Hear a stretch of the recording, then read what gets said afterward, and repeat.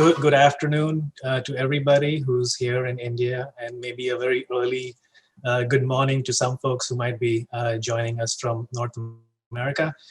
Thank you very much for the invitation to present at this conference. I think it's such a meaningful thing and a timely thing to talk about not just sustainability, but the post-pandemic recovery and how we can move forward in creating economies and societies that are better than what we've had.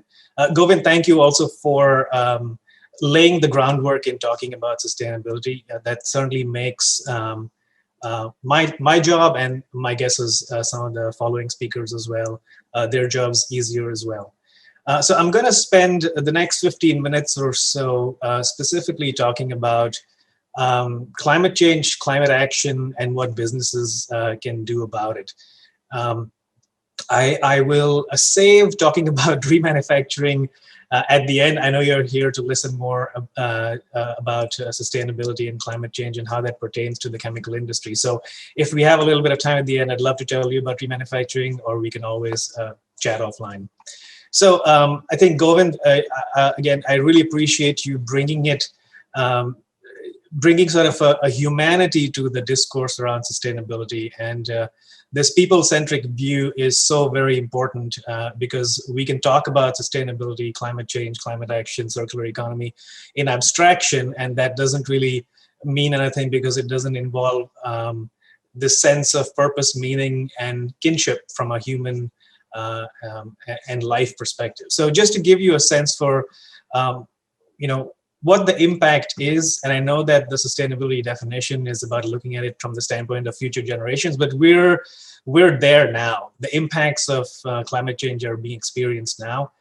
Just in early January, the Indian Meteorological Department issued a State of the Climate report for 2020, and it's the 8th warmest year on record since records have been maintained in 1901, which is over a 121-year period. 2020 was the warmest. And the last decade, I think, has had 6 or 7 of the warmest years on record as well. So clearly, there is this impact being felt in an acute way in the early part of this century. In 2019, the report that was published by the Global Climate Risk Index earlier this year highlighted there were 1,800 deaths across 14 states in India that resulted in the displacement of about 1.8 million people.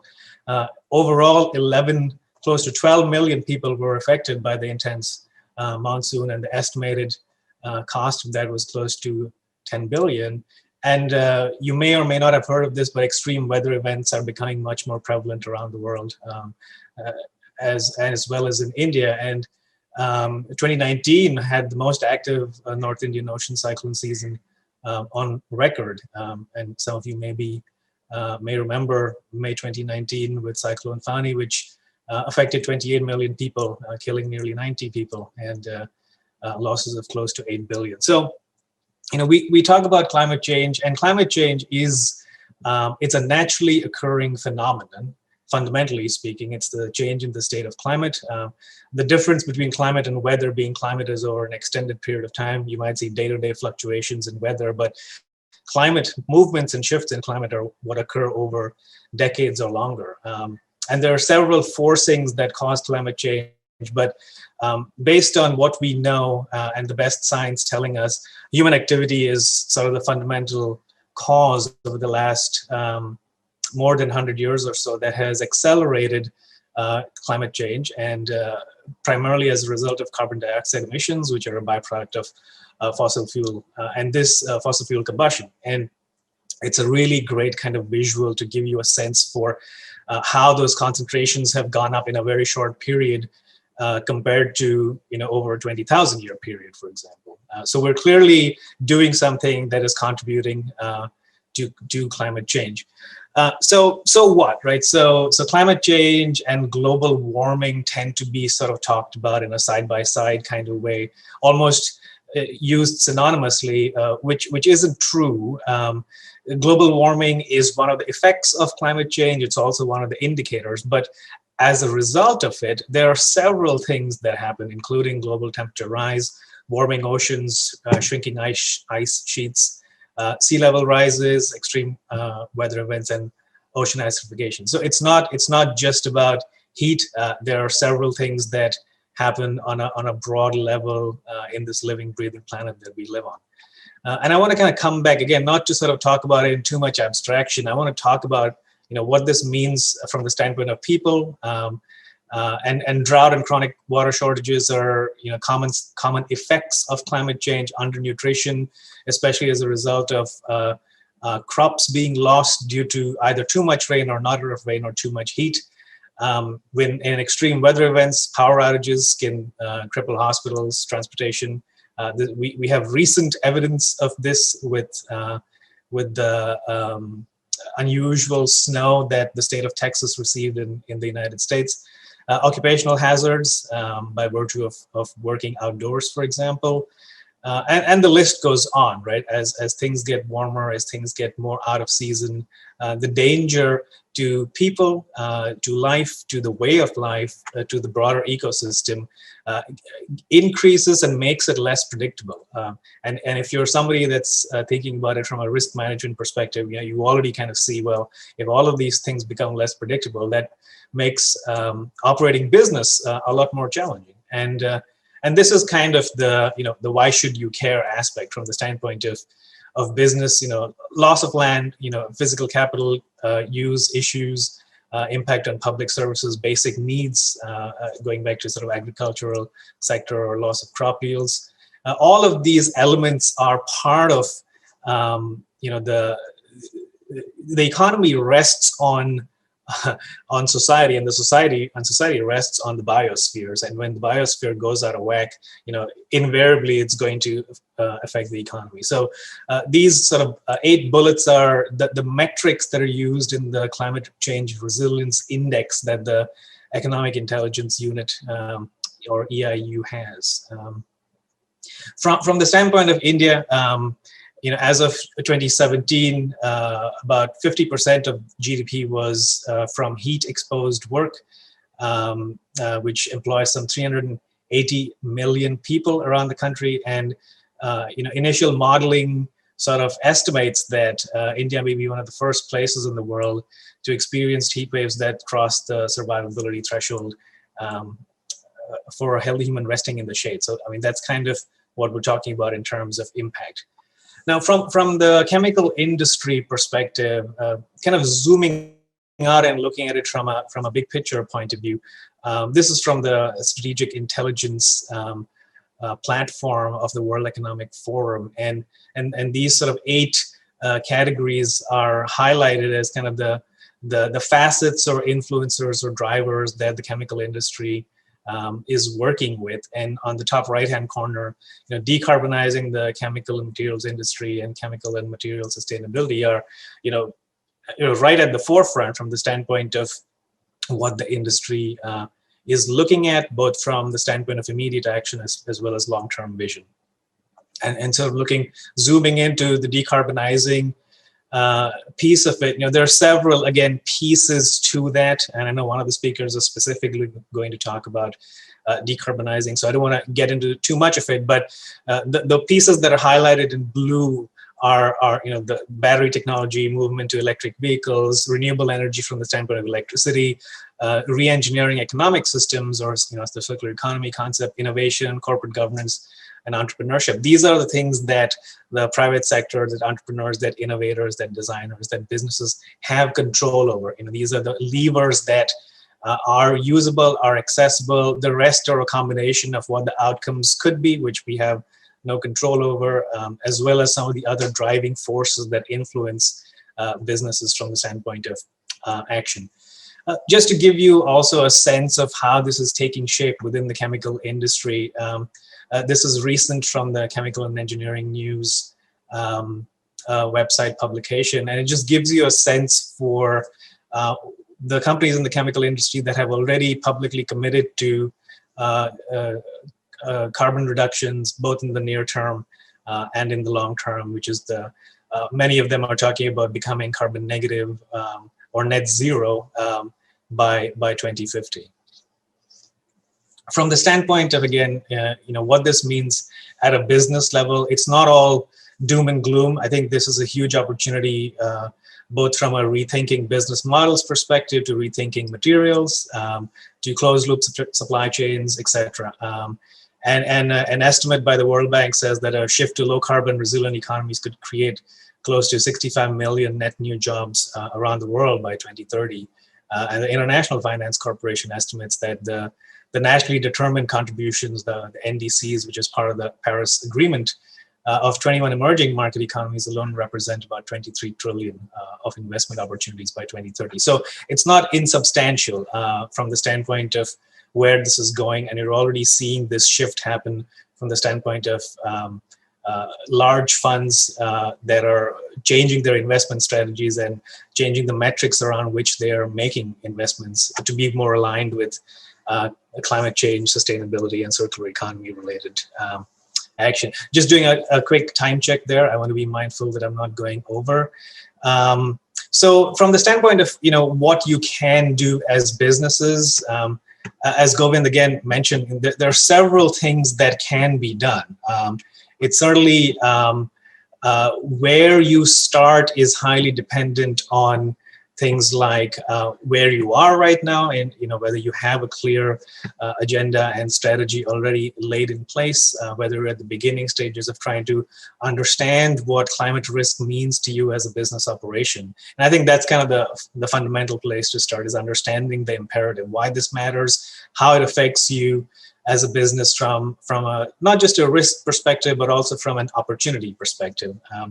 And again, Govind made my life so much easier because he also talked about vision, and I think this is critical. Having clarity of vision, purpose, meaning to what your organization stands for in this fight. The United Nations calls climate change as the defining challenge of our lifetimes, and so having clarity about the impact this is having on people you work with, communities that you operate within, how your operations can do better from the standpoint of mitigating this. I think all of those sort of involving the people side, the human heart side, and not just looking at simply as a numbers game is incredibly important, because the challenges are tough. They're going to take time to resolve. And so if it's just looked at as a math problem solving issue, you're going to run out of spirit pretty quickly. Facing the realities of the situation, this is where entrepreneurship and innovation come into the picture, and really embedding sustainability and climate change in decision-making processes. So not thinking about sustainability and climate action as oh, by the way, but in the choices that you're making today from an operational standpoint, from a value chain standpoint, from a supply chain standpoint, what does that mean, and how can you do things differently? One of the first things that is worth considering doing is developing a greenhouse gas inventory. And there's the Greenhouse Gas Protocol Corporate Accounting and Reporting Standard, which is a freely available standard on the website, which divides, for those of you that may be familiar, it divides greenhouse gas emissions into Scope 1, Scope 2, and Scope 3 emissions. And Scope 1 is essentially direct emissions, what you're emitting from operations that are either owned by you or controlled by you, ranging from fossil fuel combustion to vehicles that your company is using. Scope 2 is the indirect emissions from purchased energy, and Scope 3 are other indirect emissions, which essentially is broadening the scope out. If you think about it from a concentric circles perspective, broadens the scope out to the value chain. So, certainly the easiest, and I say easiest, the relatively easiest place to start is direct emissions and also indirect emissions from purchased energy. But really developing an inventory, developing a sense for what your current state impact is going to be crucial to then making choices as to what different either energy purchasing options you make, or how you influence your operations in general that can mitigate emissions. And this is also important from a reporting standpoint, because as especially the large companies that are reporting either to the Carbon Disclosure Project or the Science-Based Targets Initiative, the numbers matter. And even many companies are using this as a sort of procurement metric, is what action are you taking from the standpoint of climate change and sustainability. Other pieces, so some of this again Govind mentioned, and this is really kind of very high level. Obviously I'm not getting into the weeds of what action you can take at a specific operational level, but energy efficiency again is kind of the closer to home place to start. Purchasing renewable energy, closing the loop from material recovery and use standpoint. This is also huge because in a carbon-based economy, you've got to look at it from a life cycle perspective, and it's not just what you do and you can have that under control, but if the broader ecosystem is wasteful, if there's a lot of opportunity that is missed from the standpoint of material recovery, reuse, recycling, etc., it continues to add to the burden of carbon that gets released from a transportation perspective, from a intermediate product manufacturing perspective, etc. Again, process efficiency, waste reduction, the carbon capture, usage, and sequestration. This is from an innovation standpoint also is such a huge opportunity. I don't have a chemical engineering background, so I can't speak to it in that sense. But in the research that I was doing, even looking at pulling carbon dioxide out of the atmosphere, either from a sort of direct pulling it out from flue gases or from the atmosphere in general, and then looking at product creation or polymer creation or fuel creation are these opportunities that I think can have tremendous impact. I think they're still early stage from a development standpoint, and the market metrics aren't working out. But I think this is where private sector action, government collaboration, all of these diverse stakeholders coming together to develop solutions really matter. So I'm very close to finishing off. I wanted to kind of briefly touch on the Science-Based Targets Initiative, which I think the original premise of sort of talking about climate action, and with permission, what I decided to do was to kind of frame it in the broader context of climate change, because the SBTI is a very specific initiative, and I've very much encouraged those listening to take a look at things like the Greenhouse Gas Protocol standards, to look at the work that's been done by the UN, as well as the Science-Based Targets Initiative, which is a partnership between CDP, UN, the United Nations Global Compact, the World Resources Institute, and the Worldwide Fund for Nature. And it's an excellent resource from the standpoint of they have the documentation put together for best practices in emissions reductions. The chemical industry document is in the scoping phase, so they don't have anything published yet, but they are a wonderful resource to look at online. And also you can, if you do set a target, you can be part of the SBTI by submitting your target as well as reporting on it periodically. So it's a wonderful sort of community private sector effort to work on climate action. So I know I breezed through that, both in the interest of time as well as trying to give you a sense of breadth of coverage of all the sort of moving pieces, but also to kind of ground us in why climate action matters, what it means to you as a business, and what action you can take. So hopefully you found some of this of value. You're certainly welcome to reach out to me for any kind of questions now or later. So let me sort of defer back to Govind in case there are any questions that came in, and I'm happy to answer them. Thank you, Rajiv. This was extremely insightful. I, for one, learned a lot. I think it was very well researched, and I was amazed by the amount of data that you have put together. We have a bit of time for questions and answers. I do not see any question from the audience yet on my chat box, so I thought I would ask a question from my own side. So Rajiv, sure. So I think this was extremely clear, but the one thing that I was wondering was, for a large corporate, I think things are pretty clear as far as carbon emission targets are concerned, sustainability targets are concerned. But let's say for a small or medium enterprise, what would be the two calls for action at this point? The first would, of course, be to set up a vision for themselves based on their own processes and systems and what they want to achieve. Yeah. But, where would you like them to, or where would you suggest that they start in their journey towards sustainability goals? Yeah, this is a great question and a really important one, because I think we have a tendency to want to jump into, what system can I follow, or what metrics do I measure.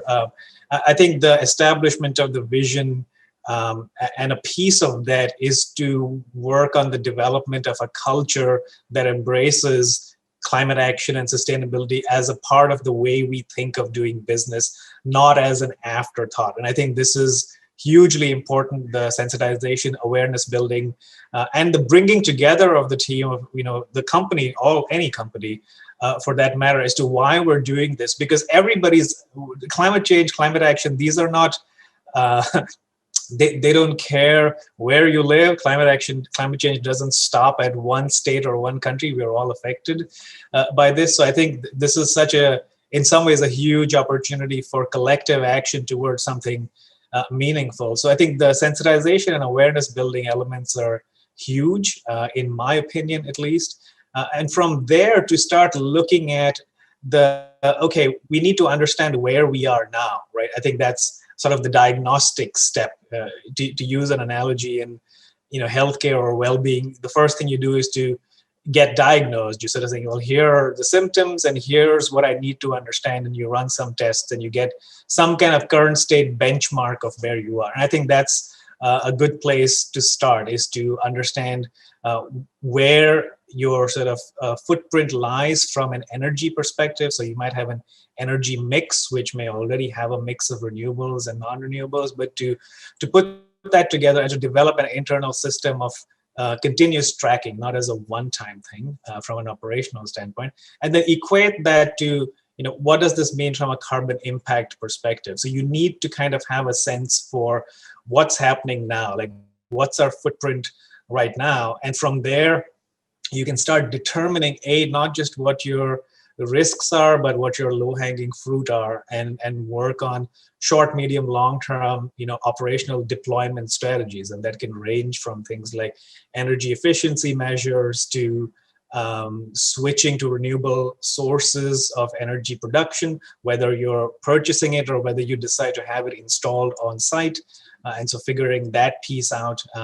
And then the more mature you get, the opportunity then maybe to some extent gets a little more challenging, but also more interesting, because now you're looking at business model design, things like, I think you briefly mentioned, things like co-location, reduction of footprint from the standpoint of transportation, even different design of products or different material choices or different raw material sources, whether they're biological based or whether they're sequestered carbon or whether they're recycled and recovered material feedstock. So I think there's a continuum, looking at business model and, fundamental business design or material selection might feel overwhelming at the beginning, and you don't necessarily have to start there. But at the same time, doing that diagnostic will tell you, where's my major issue coming from? Where is the footprint? Because if switching to renewable energy is not cutting it, because there are some processes that electricity is simply not going to be able to provide enough energy for, especially in chemical reactions. You want to know that up front, right? If 80% of the impact is from something that is so fundamental to chemical production that renewables aren't going to affect it, then it's worthwhile to know that up front so you can think about it from a long-term innovation perspective.